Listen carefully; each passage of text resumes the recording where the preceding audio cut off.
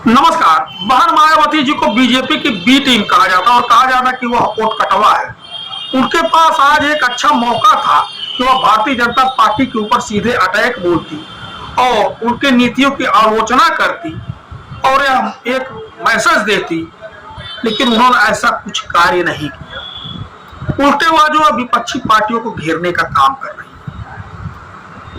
उन्होंने कहा कि समाजवादी पार्टी की सरकार में यहाँ जो कांसीराम का स्थल उसका देख रेख नहीं हुआ और भारतीय जनता पार्टी अच्छी तरह से कर रही है।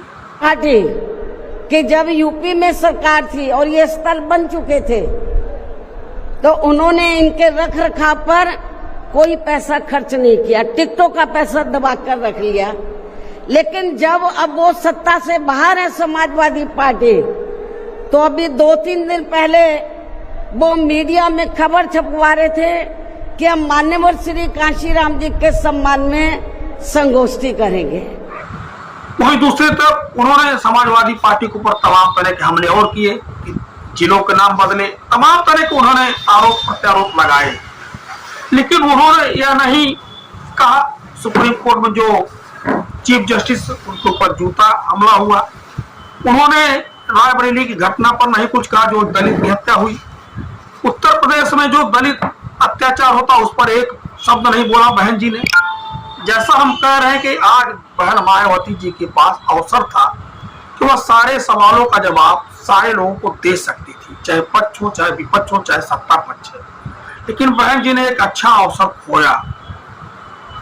आज उनकी बहुत प्रतीक्षित रैली थी 9 अक्टूबर को। जैसा उनके समर्थक लोग लिख रहे थे सोशल मीडिया का सहारा लेते हुए कि बहन जी 9 अक्टूबर को आएंगे और पार्टी के अंदर जान फूंक देंगी और अपने समर्थकों को एक ऐसा संदेश दे देंगी जिससे उनके अंदर जान आएगी। और जो समर्थक भारतीय जनता पार्टी को गए हैं, उनके वोटर समाजवादी पार्टी को गए हैं संविधान बचाने के नाम पर वोट देने, वो वापस लौट आएंगे। अब कैसे वापस आएंगे? आखिर बहन जी ने वहां क्या कहा है? बहन जी ने तो ऐसा कुछ नहीं कहा। संविधान अभी भी आप देख रहे हैं किस तरह से सुप्रीम कोर्ट के जज के ऊपर हमला हो रहा है। बहन जी उस पर कुछ बोल नहीं रही है। रायबरेली में क्या हो रहा है उसके ऊपर कुछ बोल नहीं रही है।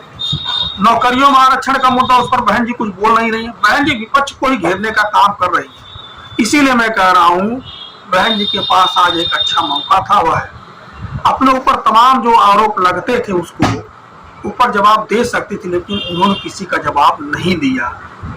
उनको देना चाहिए था और कड़े शब्दों में देना चाहिए था। हालांकि उन्होंने कुछ बातों को जो है साफ करने की कोशिश की कि हमारे ऊपर जो ईडी सीबीआई जांच भाजपा में नहीं कराई, कांग्रेस ने भी कराई। तो इस तरह की बातें उन्होंने कही हैं, लेकिन क्या यह पर्याप्त था? नहीं।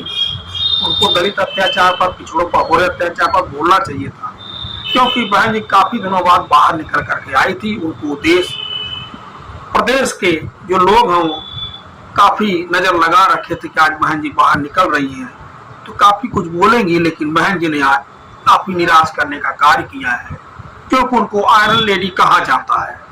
धन्यवाद।